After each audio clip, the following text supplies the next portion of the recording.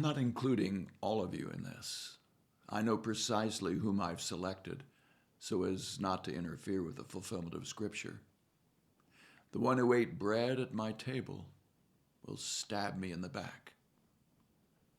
I'm telling you all this ahead of time so that when it happens, you believe that I am who I say I am.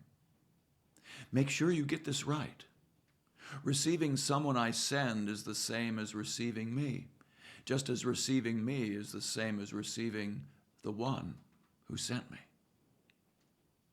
After he said these things, Jesus became visibly upset. And then he told them why. One of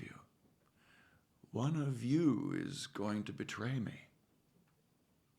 The disciples looked around at one another and wondering who on earth he was talking about. One of the disciples, the one Jesus loved dearly, was reclining against him, his head on his shoulder.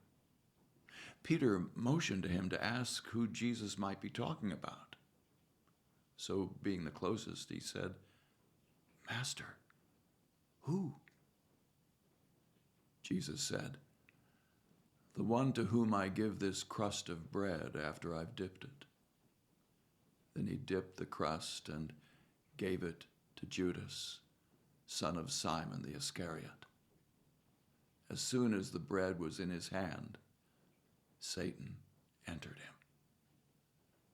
"What you must do," said Jesus, do it, and get it over with." No one around the table knew why he said this to him. Some thought that since Judas was their treasurer, Jesus was telling him to buy what they needed for the feast, or that he should give something to the poor. Judas, with a piece of bread, left. It was night.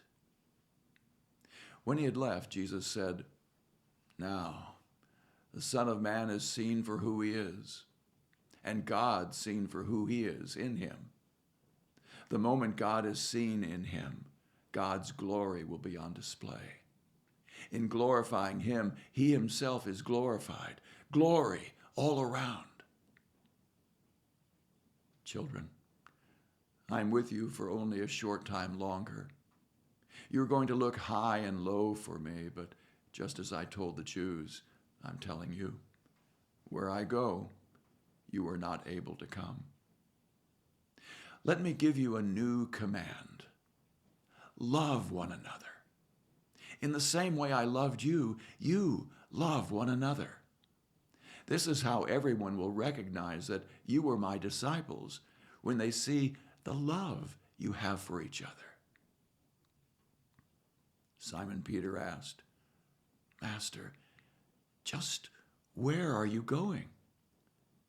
Jesus answered, "You can't now follow me where I'm going. You will follow later." "Master," said Peter, "why can't I follow you now? I'll lay down my life for you." "Really?